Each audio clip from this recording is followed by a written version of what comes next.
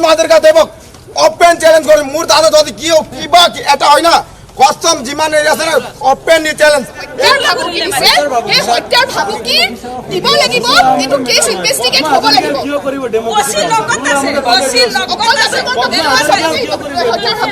বহুত দুখিত লজ্জিত মই জামুগুৰিৰে ছোৱালী তাৰে ছোৱালী আৰু এনেকুৱা এখন ঐতিহ্যপূৰ্ণ জেগা আৰু তাত ইমান গুণ্ডাগাৰ্দি মোক দেখি পেলাই কৈছে এজনী কংগ্ৰেছত নতুনকৈ আহিছে মই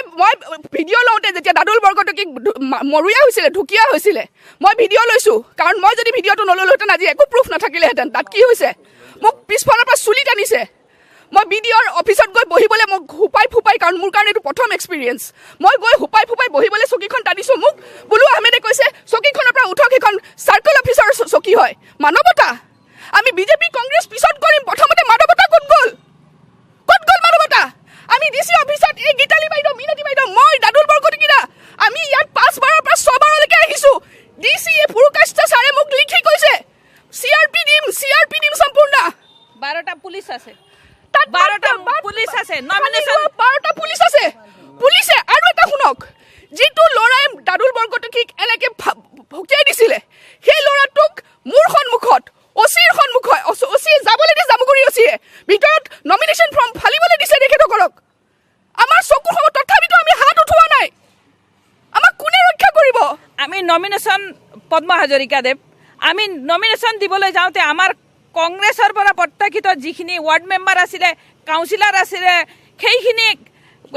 নমিনেশন ফৰ্মখিনি 2-4জনী ছোৱালীক ফিটিং কৰি থৈছে 2-4টা ল'ৰা আছে তেওঁলোকে লেডিজো আছে জেন্টছো আছে এনেকুৱাকৈ নমিনেশ্যন ফৰ্মখিনি যেতিয়া লৈ আছে সিহঁতি মানে চুৰ কৰি লৈ যায় আৰু 1500মান ল'ৰা গুণ্ডা পিছফালে আছে সিহঁতৰ মাজত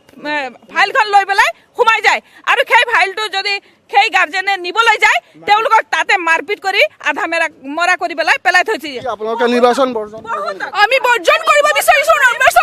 নিৰ্বাচন নালাগে আমাক আমি আমাৰ ফেমিলি আছে ল'ৰা ছোৱালী আছে মানুহ তথাপিতো ওলাই আহিছে জান হাতত লৈ আমাৰ টকা পইচা নাই আমাৰ কোনো আৰক্ষীৰ সুৰক্ষা নাই তথাপিতো বিনা কোনো হাতিয়াৰ লৈ আমি ৰাস্তালৈ ওলাই আহিছোঁ কোনে দিব এইখিনি সুৰক্ষা আমাক হয় যোৱাকালি মই